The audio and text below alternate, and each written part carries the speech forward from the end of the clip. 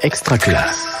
Capucine Ray, professeure de PS au collège Jean Jaurès depuis 2011. Dans ce collège REP+, j'ai rencontré mon collègue de PS Benoît Fayard, passionné de voyages itinérants à vélo pour ses loisirs.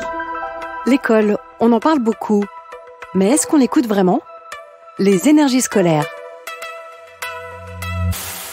Benoît nous a proposé, avec d'autres collègues, de monter un voyage avec les élèves, dans l'objectif de les sortir du quartier, de leur faire un petit peu découvrir la France, dans l'objectif de leur faire découvrir aussi la pratique du vélo. On va vous répartir en 3 groupes. Un atelier qui fera théâtre avec Grégory, un atelier qui fera théâtre aussi sur l'écriture de la pièce avec des professeurs, et un groupe qui travaillera un petit peu sur l'itinéraire du voyage. Nous ici, c'est un contexte socio-professionnel compliqué, du coup on voulait pas que ça coûte beaucoup d'argent aux élèves.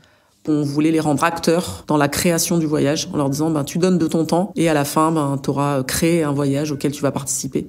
Donc leur montrer aussi qu'on n'est pas obligé de voyager avec des moyens énormes. En 2013, on se voyait 1 heure par semaine. L'équipe était constituée de 5 enseignants de différentes matières, SVT, histoire, EPS, techno. Le but aussi, c'était de montrer aux élèves que tout ce qu'on faisait dans les différentes disciplines scolaires pouvait avoir un lien et créer du sens un petit peu aussi dans ce qu'on faisait à l'école. Ah, Adèle, tu demandes ce que c'est qu'une abbaye. C'est pas un bâtiment, une construction un peu... C'est une sorte d'église, mais c'est pas vraiment... Oui, c'est une sorte d'église. C'est un lieu où vivent des moines.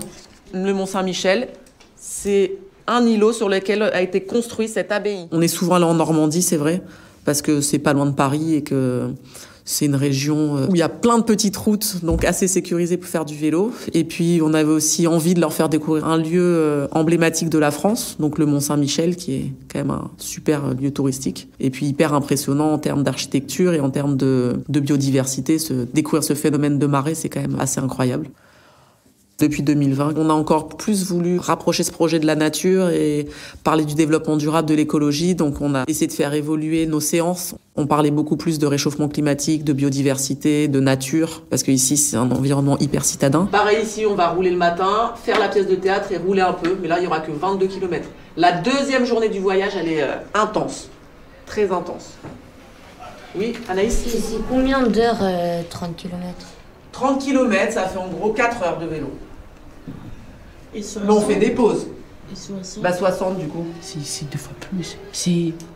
Faut compter 8 heures. Ouais, avec les pauses, faut compter 8 heures. Nous, on est un peloton. Le but, c'est pas de pédaler le plus vite possible, c'est d'être tous ensemble du matin jusqu'au soir, s'attendre, s'aider. Quand il y en a un qui a déraillé, on voit souvent un autre qui s'arrête derrière, qui l'aide à remettre sa chaîne. Le soir, sur le campement, c'est pareil. On a des tours qui fait la vaisselle, qui fait à manger. Vraiment, on essaye de créer une émulation collective qui soit basée sur l'entraide et le respect des uns des autres et sur une communication saine. Donc on essaye, je trouve que ce projet réussit à apaiser les tensions et de créer des rapports différents entre eux et entre les professeurs et les élèves. 2020, l'édition de tous les défis. On devait partir au mois de mai, on n'a pas eu le droit de partir. Du coup, on disait le 15 juin ce sera bon. Ah non, c'était pas bon. Du coup, on a pu partir le 20 juin, mais on a pu partir que 6 jours au lieu de 9 jours. Du coup, on a raccourci le trajet. Les étapes étaient donc beaucoup plus longues. L'étape qui devait en faire 60, on a fait 75. La météo était avec nous, il pleuvait. 13 degrés, 75 km à avaler. On arrive à Montuchon. Moi, j'arrive les douches froides. On devait dormir dans un stade, donc pas d'abri, il pleuvait. Je me suis dit, les élèves, ils vont nous maudire, en fait. Du coup, j'appelle le maire qui nous trouve une salle des fêtes. Donc, on a on a posé les tentes dans la salle des fêtes et on a appelé des salles de sport, des gymnases et un autre camping pour aller se doucher à l'eau chaude. Donc on a appelé des tonnes de gens, on a transporté les élèves pour qu'ils puissent se doucher après leurs 70 km de vélo. Donc c'est vrai qu'il y a des journées plus dures que d'autres. Et les élèves, je pense qu'ils étaient au bout d'eux-mêmes en fait. Le soir, à table, on n'a pas entendu un bruit. Ils mangeaient, ils sont allés se coucher, ils étaient KO, quoi. Et le lendemain, il a fallu repartir. Heureusement, il faisait soleil. Parce que sinon, je pense là, on les achevait, en fait.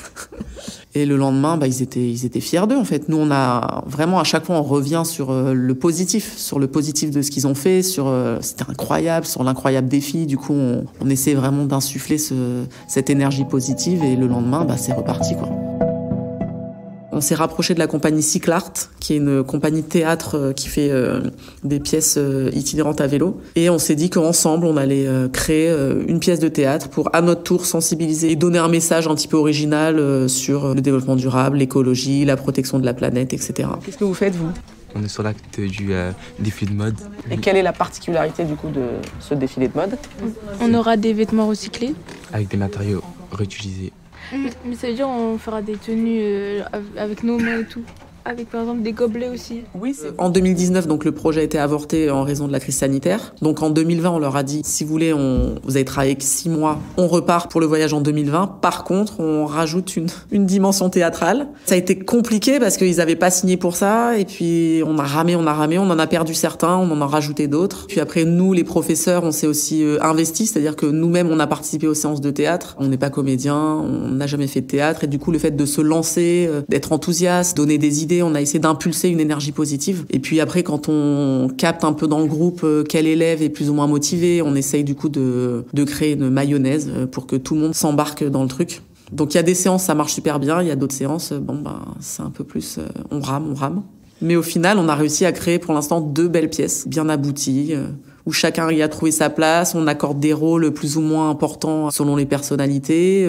On fait parfois plus du théâtre corporel pour ceux qui veulent un petit peu moins s'exprimer, puis d'autres qui auront beaucoup plus de textes à dire. Donc on essaye de se servir aussi des atouts de chacun et un petit peu des envies aussi de chaque élève, pour qu'au final, on crée un spectacle cohérent et propre. Bougez plus, fixe. Pas mal.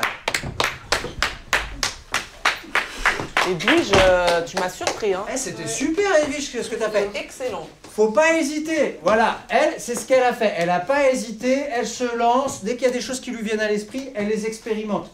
À vrai dire, c'est ça le théâtre. C'est sûr que c'est un long trajet entre la phase d'écriture. On a eu 3 séances de découverte théâtrale où on découvre le théâtre corporel et on fait beaucoup d'improvisation. Et puis là, on est dans la phase d'écriture, donc il faut accepter d'écrire, de revenir sur son texte pour améliorer les répliques.